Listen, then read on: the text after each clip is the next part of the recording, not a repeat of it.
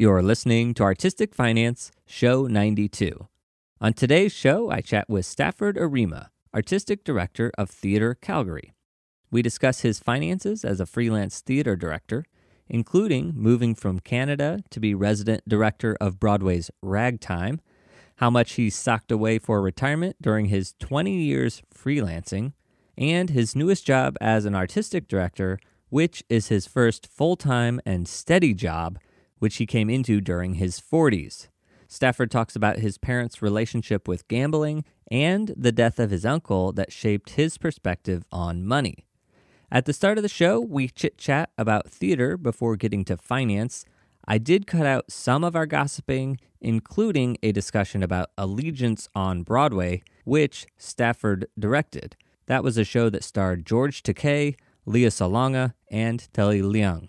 You can access that part of the interview by becoming a patron at patreon.com/artisticfinance, or listen to the end of the show to learn how to access it for free.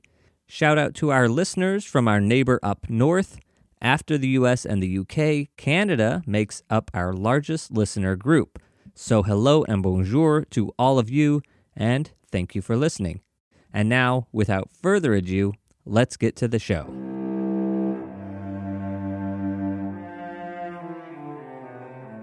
You're listening to Artistic Finance Podcast, where your host, Ethan Steimel, interviews successful artists, leaders, and investors to help educate and inspire artists to grow their wealth.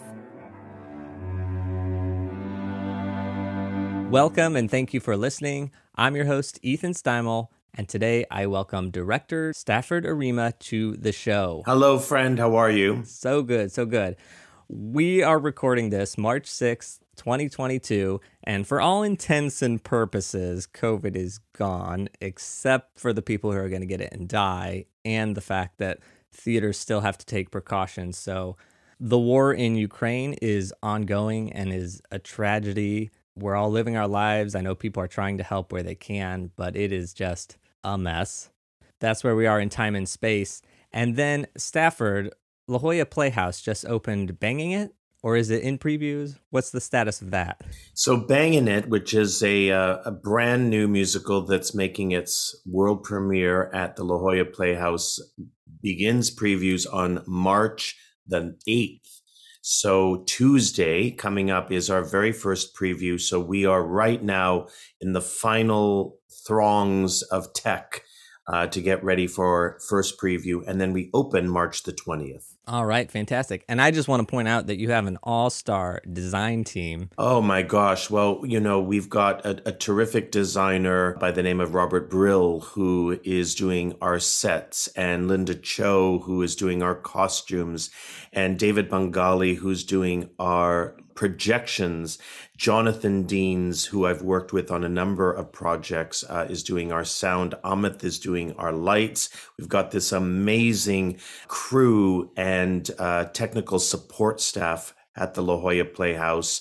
It's a cornucopia of just an amazing array of talents that are all coming together to help bring this great and exciting new musical to life. Yeah, it's awesome. And you and I, for 5 months now, have been trying to get this interview recorded. And when this show was announced, maybe in December, that you were directing it, I remember looking at the design team and thinking, whoa, those are all fantastic designers. And of course, a fantastic director. Well, you know, I feel very blessed to be in the company of such extraordinary artists and creative thinkers. And when you're in the kind of hive of tech and in this darkened theater, in this beautifully sacred space where theater art is created, to be in the company of such extraordinary visionaries who are all coming at the project from different perspectives is humbling beyond belief. I love it. So congratulations for that. I hope the run is super successful and there's totally life after it. But and maybe one day I'll see the show, because it just seems like a super fun show, a banging new musical, perhaps. Totally is. And, you know, I think what's great about where we are today, and as you opened up this podcast and discussing and mentioning COVID and pandemic and the theater, works like Bhangin It and theater in general is going to prevail from this pandemic. I have firm belief that as the months, the days, the years go by, and we really move into this endemic kind of energy of the world, theater will be back thriving in a way that people have not seen in a long time. But some more gossip before we even get to our interview, which is so I just 2 weeks ago, I lit a musical called A Class Act at Theatre Row. Somehow through it, I randomly looked at the Internet Broadway database. I saw that the associate director was Stafford Arima. And that show has only, as far as I know, that show, at least in New York, the last time it was done was your Broadway version in 2001. And now here in 2022, it was done again. So I just think that's funny because you and I have never met. We have no connection, except we both worked on that musical. The universe, she's a mysterious lady, that universe. And I guess in a almost serendipitous way, we find these connections and how theater feels very vast and large. And there's a lot of people. It's actually quite a small community. And even though there are thousands and thousands of plays and musicals, the connecting point, the degrees of separation becomes so small. And A Class Act, it's not like we both did, Little Shop of Horrors or something. A Class Act is a unique, one-of-a-kind musical that had a glorious life and about a celebrated lyricist that a lot of people didn't know. I was so honored to be a part of that production and to work alongside Lonnie Price, who directed it and co-wrote it and starred in it, to learn about the man behind a chorus line that most people didn't know. So now let's get on to you, Stafford Arima. First thing, can you tell us a bit about yourself? Well, as a young boy growing up in Toronto, Canada, I had always been fascinated by the storytelling properties of a musical. The very first musical I ever saw was Evita, written by Andrew Lloyd Webber, directed by Harold Prince at the Schubert Theater in Los Angeles in 1980. I was 11 years old. It forever changed my life, being in a dark room with a bunch of people sitting in the last row of a balcony, experiencing what looked like little ants running around the stage and singing. I knew nothing about Eva Peron or Hal Prince or Andrew Lloyd Webber, Tim Rice. I just came into a space, and I guess, the cliche, I was bitten by the theater bug. I pursued theater really for my entire life. First as an actor, I thought that was where my place was.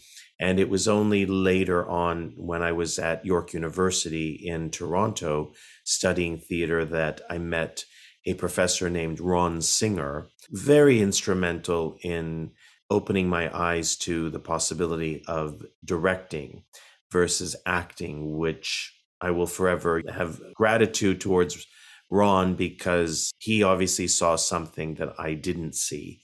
And in my mid-20s, I moved to New York City and then stayed there for 20 years before I moved back to Canada to become the artistic director of Theatre Calgary, which is the largest theater in southern Alberta. Moved back in 2017 and have maintained that extraordinary job of working within a great city with a great community, allowing theater and the feedback loop of theater, how to touch an audience, how to touch a city, how to touch a community, and how that affects programming, how it affects initiatives. And it's been an eye-opening musical, just to be in this great position and to be able to collaborate with a wonderful and adventurous group of people in Canada. So coming back to the United States for like a freelance gig, which is what Bhangin It is, has also touched me in many ways, because I really, for 25 years, almost a quarter of a century, was a freelancer. That's what I did was my identity. That's where all of my income came from. Leaving it in 2017 for this artistic director position obviously put me into a different understanding of what a full-time job meant. I never had a full-time job. I had a solid foundation to know that I was going to receive a paycheck, every other week. And that never happened for 25 years. I always remember, Ethan, almost to the day in November of whatever year, I would wake up, jolt out of my bed at like 3 a.m., 4 a.m., and run to my Filofax. This was kind of in the days when you had your calendar in a book, and I'd look at the next year. So I'd wake up in, 2009 and November, and I'd look ahead to 2010, and it would be empty. It would be empty. That was kind of terrifying, obviously, because I would wake up instantaneously, run and look ahead and realize, how am I going to pay rent? I was paying rent and continued to pay rent until I left New York. So having stability as an artistic director is so new to me, and it's coming very late in my life because I was in my late 40s. I'm 52 now, so I was 48 or something when that stability entered into my financial kind of world. That's very interesting. Also, we just had a lighting designer named Lap Chi Chu on the show, and he got married at 45, and combining finances, that's just a very unique thing where you're well established into a career and then you're getting this new financial framework. Yeah, 48, getting a steady paycheck. I must ask, do you like the steady paycheck? Of course. I mean, how can one not, I have such I guess, bizarre relationship with money. I guess I would point the finger to my parents. My father, who is still alive, living in Toronto. My mother is no longer with us, but their relationship with money was very unique. And I inherited through observation and through experience that similar relationship where I'm sure many questions about, like, did I have debt? I did have debt, but not an extraordinary amount of it. I believed that it was important to always pay off one's credit card. However, there were times when I couldn't, and so you'd rack up that interest. And those are the old, don't ever rack up the interest in credit card. But my relationship with money is bizarre, and maybe, if you ask some questions, I can explain how bizarre it is. But in answering your first question, does it feel good to have some stability in your life? And the answer would be yes, especially in the world of the last 2 years with COVID, when so many artists, freelancers, not just in the arts, but everywhere, have been dealt a really hard blow.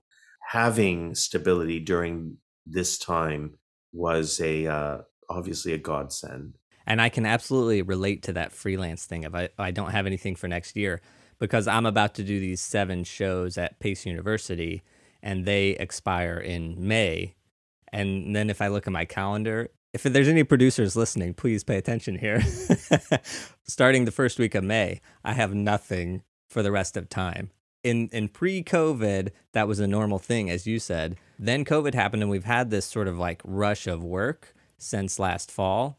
And now this is the first lull of going back to the old times. But talking about that, I was curious, since you sort of had this, we'll say, a career shift, even though you're doing the same thing, directing.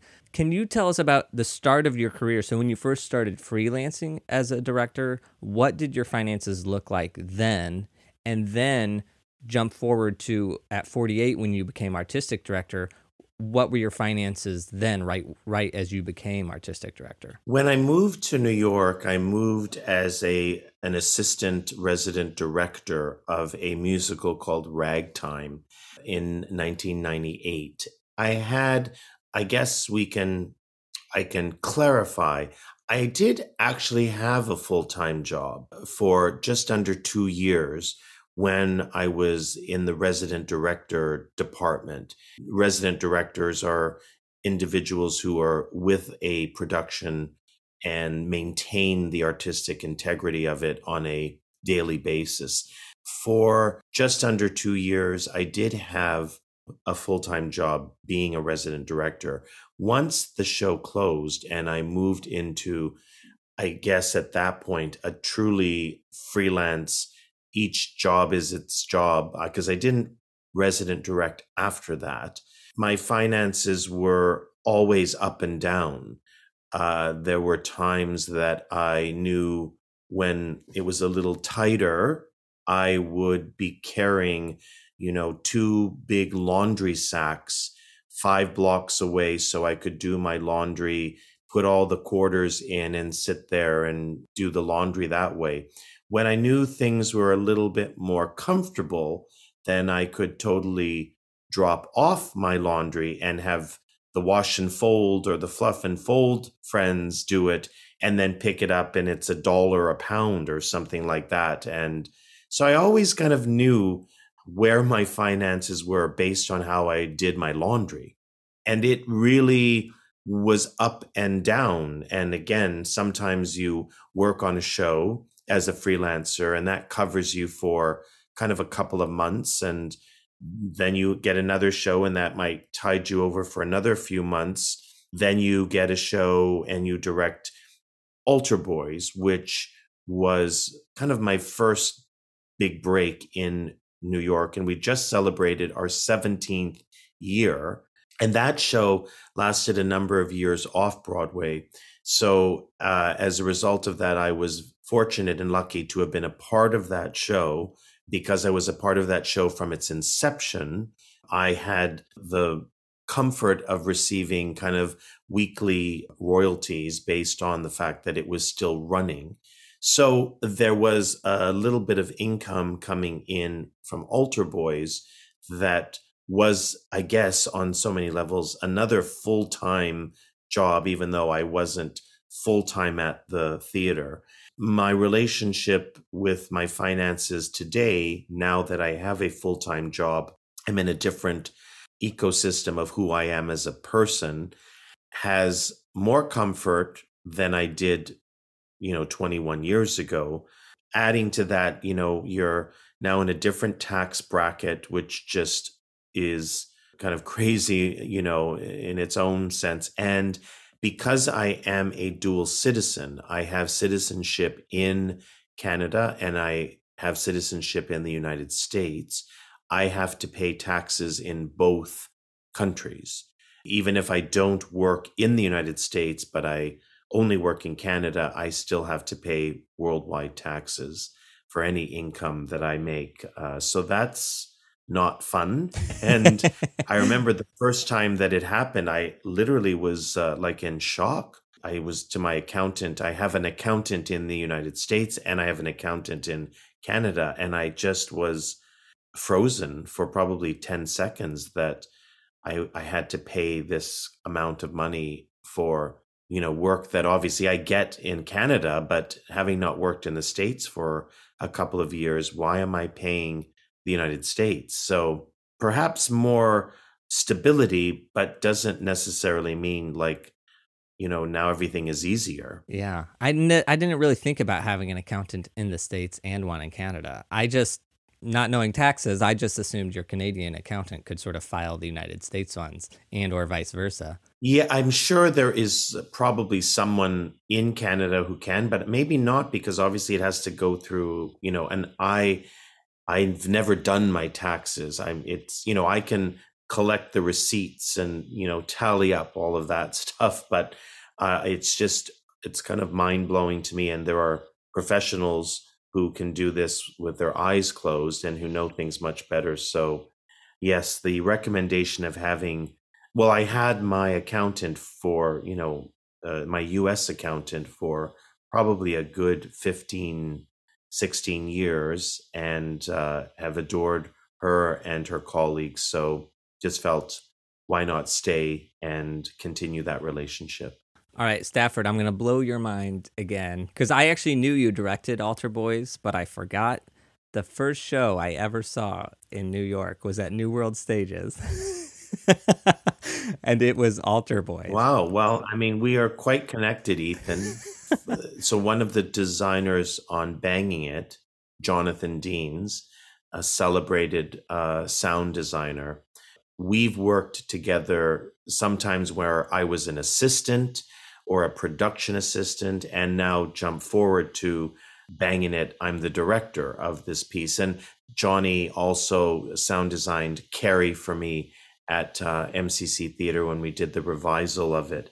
But we were talking the other day, and I said, it's so interesting, Johnny, you've seen me kind of grow from a production assistant back in like 2015 to directing, also just directing in different regional theaters and different projects. And I asked him what was his first gig, and he said his early gig was he was a mixer, sound mixer for Vita. And I said, where did you do that? And he said, on Broadway, London, and in Los Angeles. And I said, oh, you mean in 1980? And he went, yes, at the Schubert Theater. And I said, I guess that's when we first met, because I came to see that show with Lonnie Ackerman, who played Ava. And he was like, yes. And so it's probably a good chance that he was mixing the show while me and my mom were sitting in the last row of the balcony experiencing Evita. So who knew that you'd sit at New World Stages and watch Altar Boys, and 17 years later, we'd be on your podcast talking about theater, finances, and our connections that started, I guess, 17 years ago. That is just insane. That's amazing. Okay, all right. So back to financial questions here. You mentioned you didn't have much debt when you started out. Do you have debt now? I have debt now. I have a mortgage. So I became a first-time homeowner when I moved back to Canada. I had rented a one-bedroom apartment in New York City, right in the bowels of Manhattan on 56th Street and 9th. I had stayed there for my full 20 years. I did not move.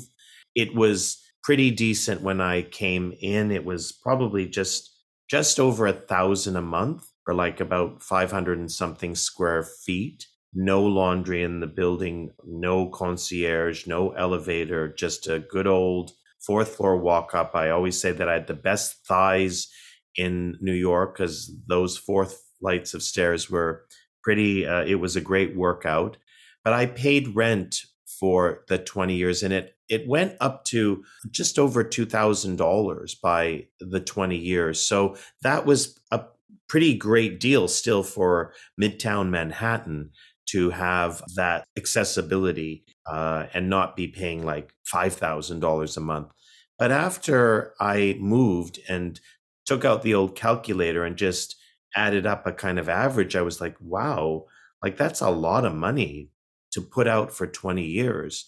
Before my mom crossed over, one of her wishes was that I had real estate. She knew that I was paying rent, and perhaps my mother, coming from an old-fashioned, I say that in quotes, idea of having a home or having property, she got her wish, but now I'm in debt. So that's the reality of where I am in right now with regard. Oh, and I lease a car. So I guess that's also considered debt. It's interesting that everybody with a mortgage mentions that.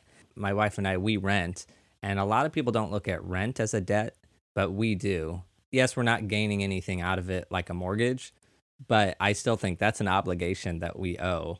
And so as long as I have my name on a lease, I feel like I'm in debt, even though it's a little different.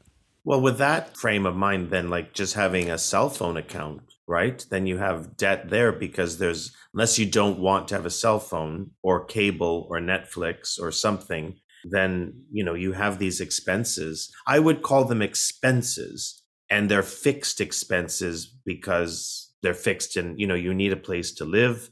You don't need a phone, but kind of maybe you do, and I do. So, all these fixed expenses added up, and even though I have mortgage debt and car lease debt, I also have. Yeah, I guess maybe it's just for me that the rent is such a large chunk. Maybe that's for some reason it's different to me because it's like that's a huge one. Right. Just out of curiosity, do you budget? No, no. And again, don't blame my parents, but they did not budget at all. And we always had a roof over our head. There was always food on the table. There was always clothes on my back. There was always the comfort of, heat and air conditioning and a car. But because my mother had a full-time job, my father was a freelancer, they had a robust relationship with gambling and would go to Vegas for a couple of weeks and come back. And that summer we had a pool in our backyard and lobster tails on the barbecue and ribeye steaks. And then they'd go to Vegas and then we'd have mac and cheese for a couple of weeks. So I always kind of knew when they went to Vegas and won big, and also when they went to Vegas and lost big. My mother also was the recipient of, in Canada, a kind of lotto ticket, bought a ticket and won almost $250,000. My parents had thoroughbred racehorses that they, not like just a couple of lotto tickets and the odd visit to Vegas, horses. And so, my earliest memories of outings with my parents were at the racetrack, going and picking up all the tickets on the floor. And I don't know why, because they were kind of colorful, and having these roast beef sandwiches with raw onions and gravy, and being around horses, and poker nights at my parents' house. So they really loved to gamble. I didn't really come into the world of that. I didn't inherit that. And I remember I would talk to my mother a couple of times about, going to play slots, and they'd go to the dollar slots or the $100 slots or something. And I'd be at the penny slots and she once said to me, it's just zeros. It's just zeros. And I'm like, well, but there's a big difference between a no zero slot machine and one that has two. And she said, yes, but you can win lots more, obviously, on the more zeros. And I said I would never gamble. And I won't say that it got them in trouble, probably because my mother had a full-time job and a decent paying full-time job. We were a middle-class household. They owned their bungalow in Toronto, didn't drive fancy cars, but there was always a new car, kind of every 7 years. They loved GM, always bought the GM cars, Oldsmobiles and Buicks. Didn't ever go into the German cars or even the Japanese cars. But I said I'd never, ever gamble. Later on, she was very smart to say, what a hypocrite you are, because you gamble. Your whole career is about gambling. You spend hours and years developing a show that might never come to fruition.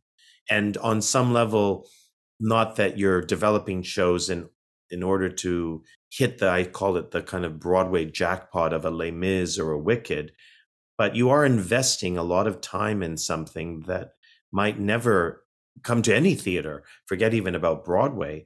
I guess in so many ways you do kind of gamble as an artist working on a show or whatever else. But I do enjoy the odd lotto ticket, especially when it's up to that, $80 gazillion. And I'm like, why not buy a few tickets? And when I visited Vegas, I think more in kind of paying homage to my mom, I would take out, a $50 bill and stick it in the slot machine and just keep pushing the thing. And of course you'd win, and it would go up to the ticket would now be worth whatever, $800 or something. And then 20 minutes later, you leave with $1.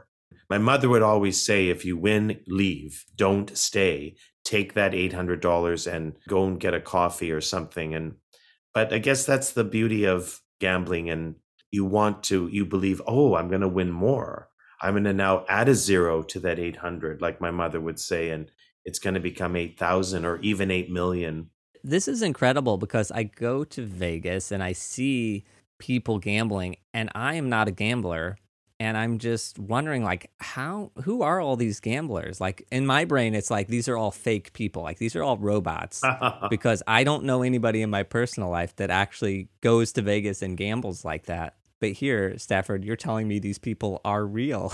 These people are real. And my father is, 93 years old and still loves to go to the casino.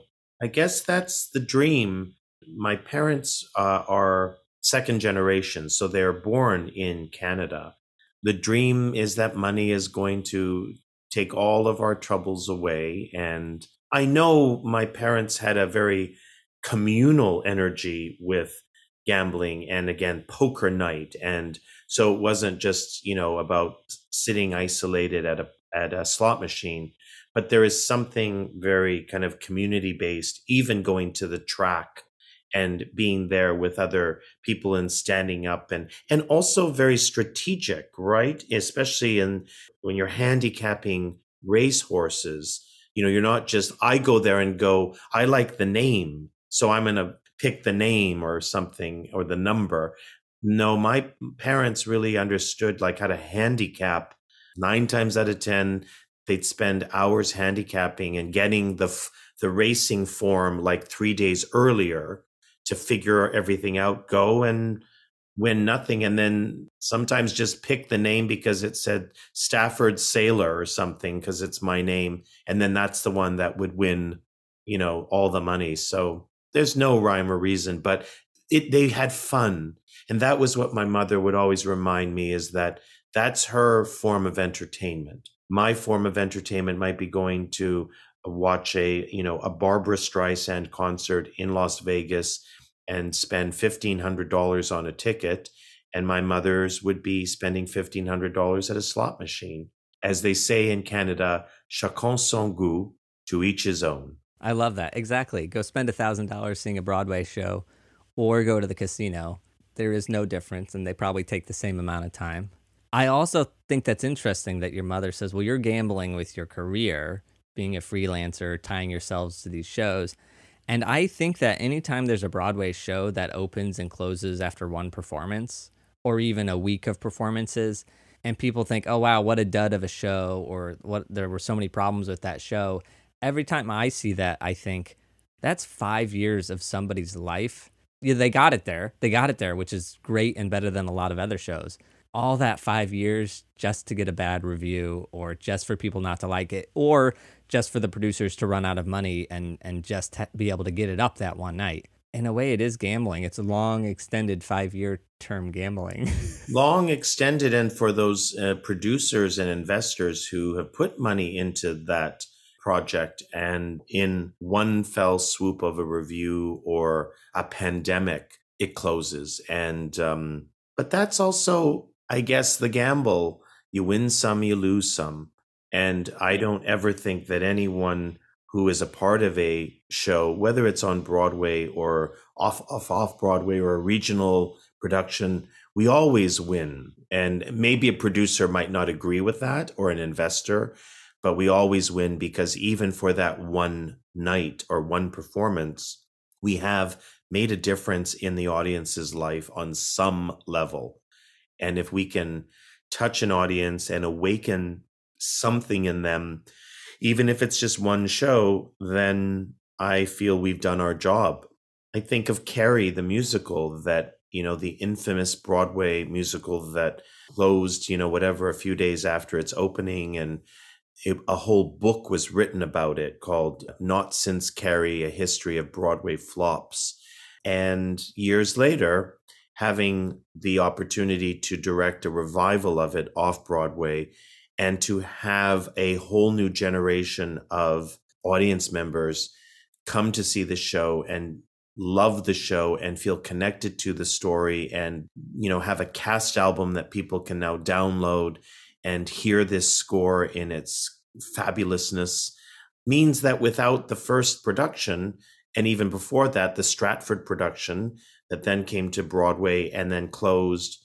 So it continues to give in so many ways, maybe years later, but it still continues to give. All right, Stafford. All right, you did the revival, and then the New York Film Academy, where I sometimes work, they saw that, and then they did a production that I lit. So we're connected again. Okay, so I think the next thing, aside from this podcast, is we're going to have to work together now, because just seems that's the next progression of all of these connections we find. That'll happen soon. Everyone check back in 5 years and see what show we worked on together.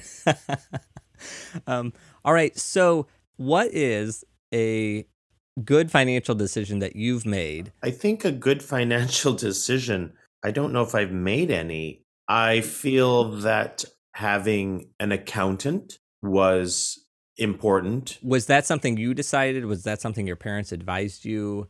Why did you decide to get an accountant? Well, yes, my mother did her own taxes. My mother actually worked as a money market trader in Canada, specifically in Toronto, and she was one of the first women in, kind of the history of that field in the 50s to work at a company and go from being kind of like, I guess, an assistant secretary, as they were called back then, and move into the world of actually being a money market trader.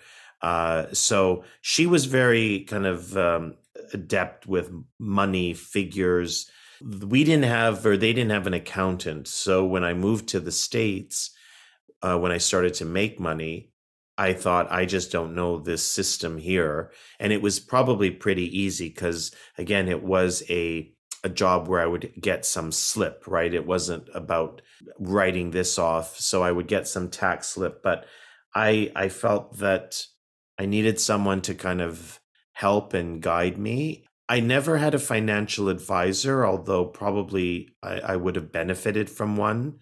The best thing I ever did was probably just to pay off any credit card debt I was accumulating. If that meant I had to, go to the laundromat with the bags in my bag of quarters, if it meant that I had to eat pasta with canned tomato sauce for a month versus ordering takeout sushi twice a week or something, then that's what I would do. So it was kind of more, I don't know if you can even say this, but like guerrilla financial ideas. Like it wasn't anything really smart. It was maybe the only smart thing was that I didn't accumulate a tremendous amount of credit card debt. I mean, that sounds pretty good to me, because that's actually a recurring theme on this show is the credit card debt. Don't accumulate the credit card debt, because that seems to be the one. Like student loans, we all know about. Mortgage, we all know about. Those are big ticket things, but it's that credit card that's always fluctuating, always revolving. That's one to really keep your eye on, because it can get away. And then, of course, getting an accountant, I think, is also a good idea. But, and easier for you because you're coming to a different country. It makes sense. I don't know the rules here. And made that decision easy for you. But I think even people here, not the worst idea. And once you do it, you don't go back.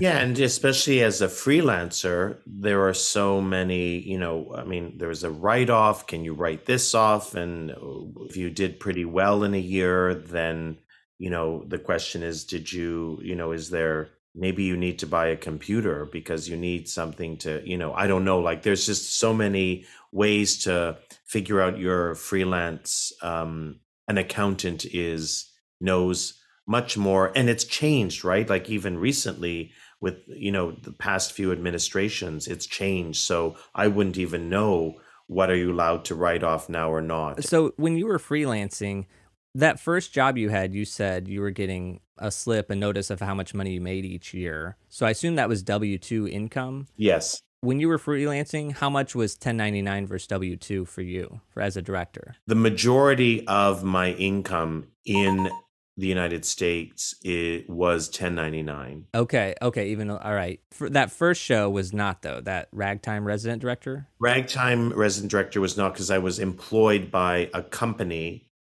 which was at that point Live Entertainment, that hired me to work for the company So I had benefits, I was an employee of the company. When you're just directing an Allegiance or an Altar Boys, then you're in a freelancer kind of 1099 world. Okay, so then, and now that you're working in Canada, do you have the 1099 versus W-2? How does that work for you now? So now I think it's called like a T4 slip, which is because I work for a company, I don't have the ability to, write things off. It's a full-time salary with benefits. And so it becomes and I guess, because I haven't directed freelance in Canada since I've moved back. So when that happens, then it would be it would be kind of like the equivalent of the 1099. So your taxes are pretty easy now, I'm guessing. The taxes are pretty easy in Canada. Now going to be complicated because I've not worked in the United States for a couple of years. And so with this job for Bhangin It, it'll be interesting just to see what 2021 is going to bring. Oh, right, because you started it last year. Right. So I was in discussions in 2021, but my first payment didn't come until 2022. So you'll figure that out next year. As you can see, I can't even know when I got paid. So I definitely need someone to help me out. All right. So now your retirement plan, I'm thinking this is going to be complicated because 20 years in the U.S. and now 5 years or so in Canada. Do you have a retirement plan? And if so, what are all the pieces? I have a retirement plan in Canada that's based on what they call an RRSP with the company that I work for, Theatre Calgary. In the States, I did not because I was freelancing. And so I did try to put some money away. And that's one thing that I would say to everybody, put money away. I didn't really. And when I did, I had to sometimes use it to pay off the credit card or something. So, I kind of left New York not with like a great amount of savings. And that's something that it's not that I'm ashamed of, it's the facts. And that's because, once again, my relationship with money is when you have it, spend it. When you have it, share it. And when you don't have it, eat mac and cheese. Stafford, I cannot thank you enough for saying that, for being really honest about that. That's a hard thing to do and to say. And as artists and freelancers, we don't talk about this amongst ourselves because there's a lot tied up in it and people don't want to say that. And I can't tell you the number of people I've asked to be on this show that say, like, I have good lessons for people, have good advice, I have all this, but I don't want to talk about it. So thank you so much for saying that. And a follow-up question about that, when you were putting money aside in savings, were you putting it in a retirement account, like a tax-deferred thing, or were you just setting it aside in a bank account?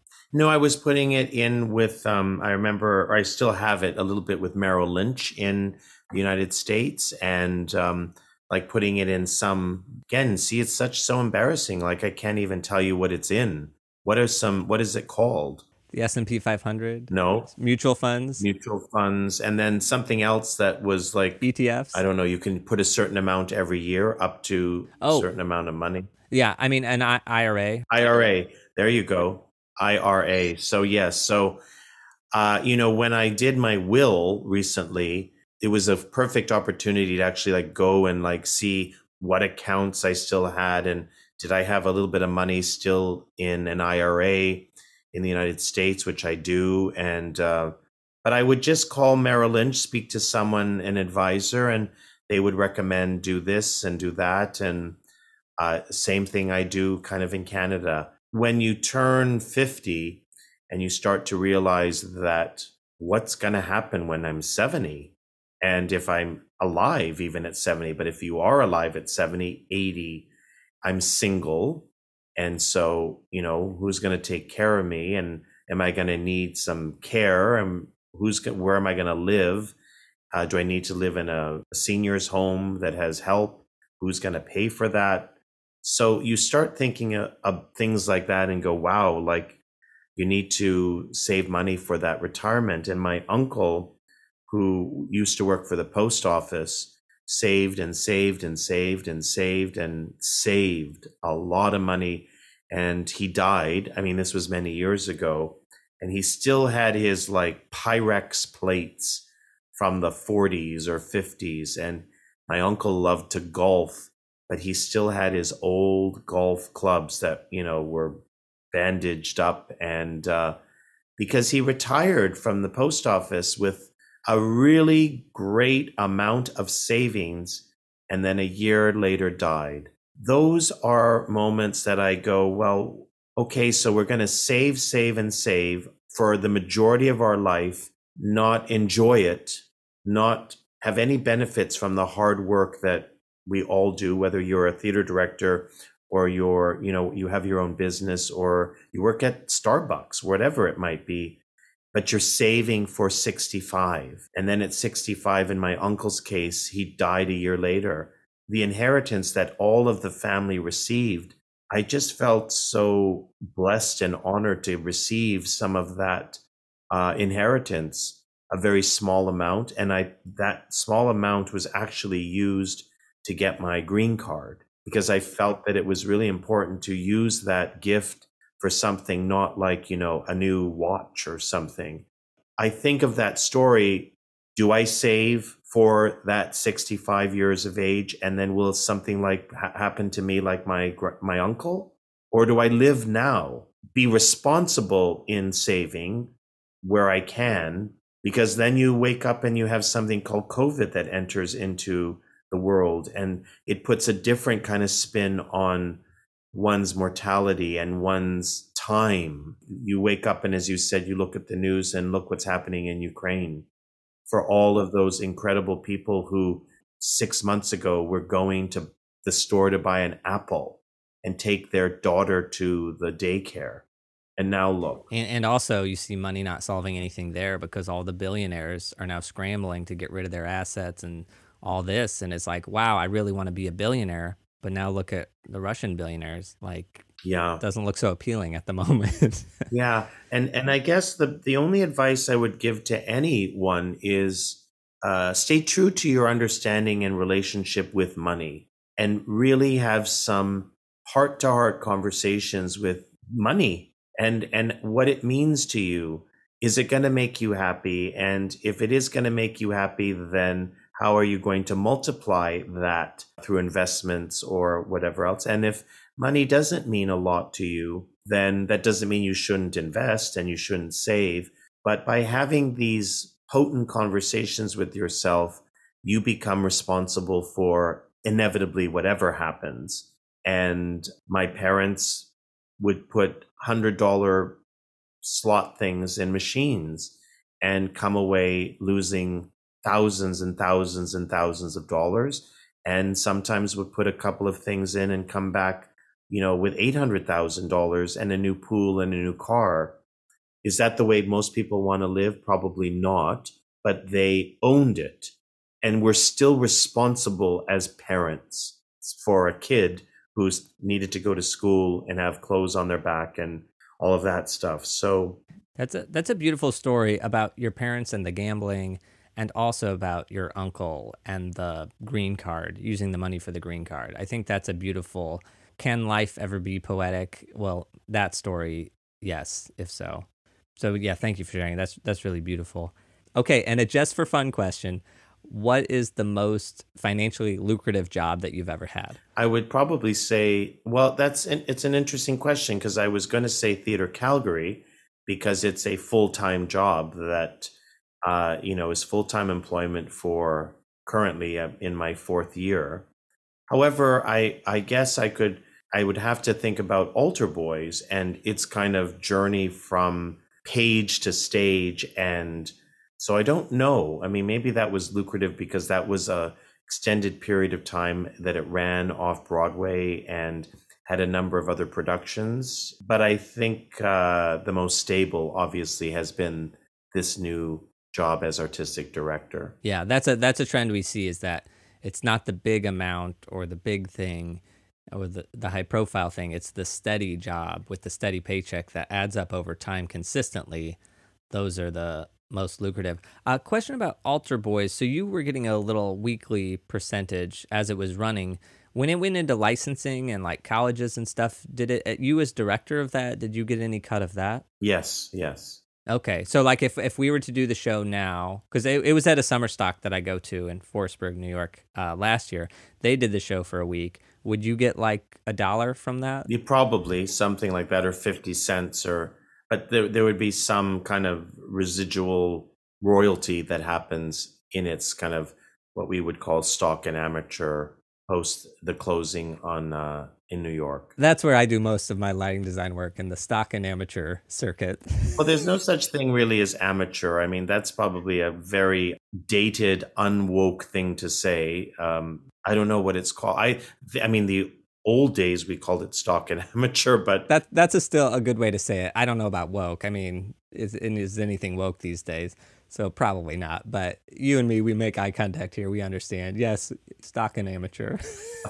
Amazing. Okay, so I think we've covered so much. Actually, there's one more thing, because you were talking about your relationship with money and giving and sharing. Do you give to charity? Yes. I mean, it's something that I feel I try to give a lot, but I spread it around so it's not like just one. I have relationships with charities in the United States. I have some new relationships with charities in Canada. And I don't consider myself like a philanthropic, person, but I believe in giving, sharing, and when especially you can, and when you're in the financial means to be able to extend that out, I love to do it. And even if it's like a small amount, but I can give a little bit to, 50 organizations, I think every penny, dollar, $100 or whatever it is counts and adds up to something for that organization or not for profit. Yeah. We're pretty much ready to wrap up. There was a couple questions we skipped over because we just got into things. First one is, can you describe your demographics? So I'm a single, identified as a male. My pronouns are he, him. Born in Toronto.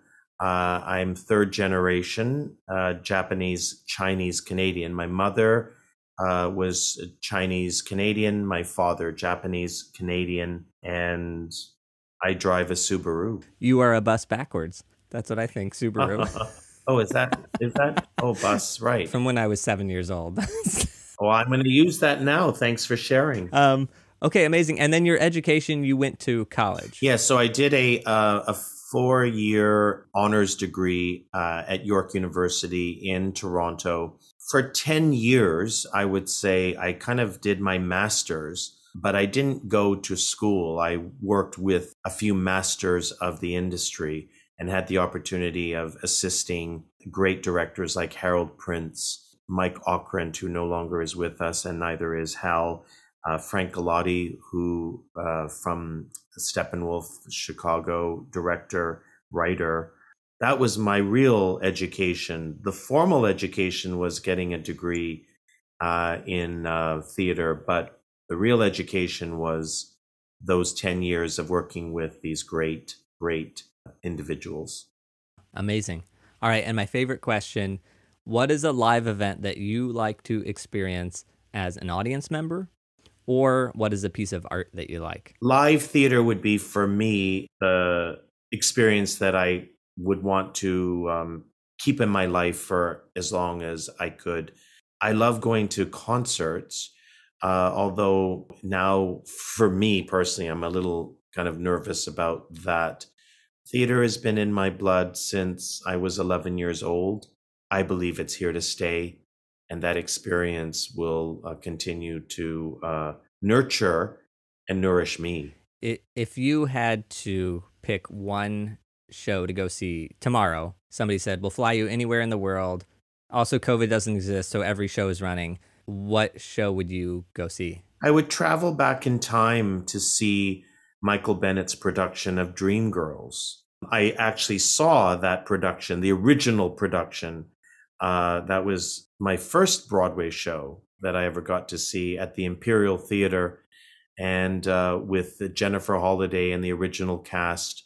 But to experience Bennett's direction now and understanding theater in a different way, that would be something I'd love to be in that front row seat at the Imperial Theatre and watching, I think, one of the greatest director choreographers bring to life a musical that is, for me, my favorite. I also would go back in time and see that because the lighting was by Theron Musser, who is like the godmother of theatrical lighting. And so, man, all right, we'll get in the time machine and we'll go watch that show together. Absolutely. Theron's a genius, and Theron was, I obviously worked with Theron, but have worked with a number of incredible lighting designers who were influenced deeply by Theron's work. Howell Binkley, who is no longer with us, Natasha Katz, who is still with us, and those greats are still on our stages because of the influence that they have managed to touch all of the designers, directors, writers, as we move forward. Stafford, thank you so much for joining me today. I know it took us 5 months. You have been so kind in rearranging schedule and making this happen. And you gave me an hour and a half of your day at 8 a.m. on a Sunday. Thank you so much for being here and joining us. My pleasure, Ethan. And thank you for all of your great work and for illuminating, I think, an important conversation, especially for artists during this time. That's it for this week's episode. My takeaways are the gambling.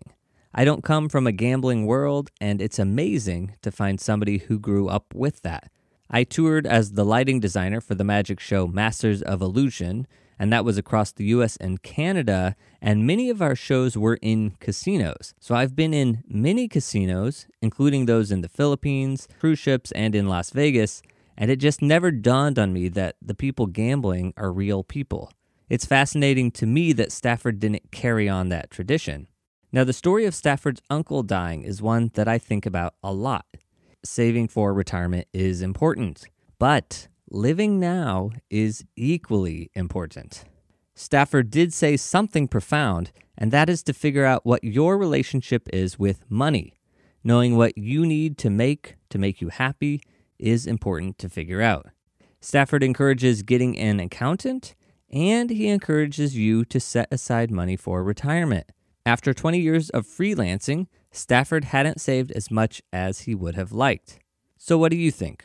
Did you enjoy this interview with Stafford? If so, let me know by leaving a comment on LinkedIn.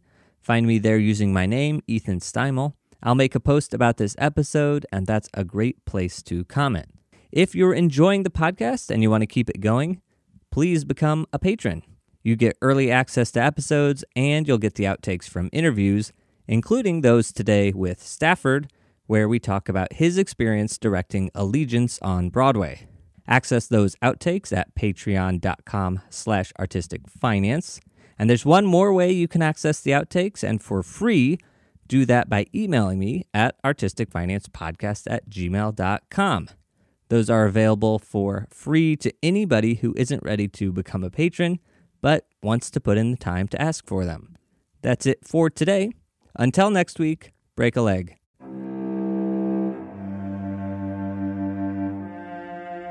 Thank you for listening to Artistic Finance. Make sure to subscribe. To access our show notes, transcripts, or resources, go to artisticfinance.com. This show is for entertainment purposes only. Before making any decision, consult a professional. This show is copyrighted by Artistic Finance. Written permission must be granted before syndication or rebroadcasting.